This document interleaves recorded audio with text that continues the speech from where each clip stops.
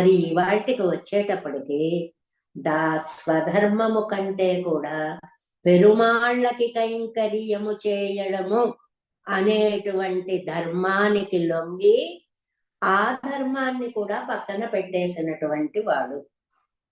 అంటే మామూలుగా సంధ్యావందనం చేసుకోవాలనుకోండి, సాయం సంధ్య అయింది, సరిగ్గా చేసుకోవాలనుకుంటున్నారు. ఇంతలో వీధిలో చక్కగా పురపాటు వచ్చింది, పెరుమాళ్ళు వచ్చారు. అప్పుడు సంధ్యావందనం ముందు చేయాలా, పెరుమాళ్ళని చూడాలా? పెరుమాళ్ళ సేవ కోసం ఆరాధనా విధానాన్ని కూడా పక్కన పెట్టేయాలి. అది బాగా గుర్తు పెట్టుకోవాలి మనం. అది చాలా మంది దగ్గరికి పెద్దలు ఎవరైనా వాళ్ళ ఇళ్ళకి వెళతారనుకోండి, పెడితేనండి అనుష్ఠానంలో ఉన్నారండి కూర్చోండి, పూజలో ఉన్నారండి కూర్చోండి అనకూడదుటండి. ఎందువల్ల అంటే ఆ పూజ చేసేటువంటి వచ్చిన ఫలము ఈ భాగవతోత్తములని సేవిస్తే వస్తుంది. కాబట్టి ఇది ముందు ముఖ్యము అని చెప్పడం అన్నమాట.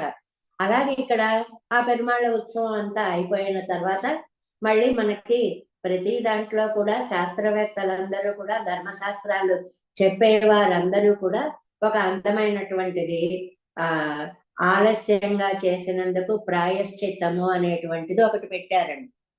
అందువల్ల కొందరి సంధ్యావందనాల్లో రోజు ప్రాయశ్చిత్త సంధ్యావందనాలే, ఏ రోజు సకాలంలో టైంకి చేయడం అనేటువంటిది కనపడదు. అలా కాదు, ఏదైనా ఇలాంటి పరిస్థితి వచ్చినప్పుడు మనము దీనికి ప్రాధాన్యాన్ని ఇవ్వాలి, తర్వాత మన మన పనులు చేసుకోవాలి అనేటువంటి లక్షణాన్ని చెప్పడం కోసము అన్నమాట. అంటే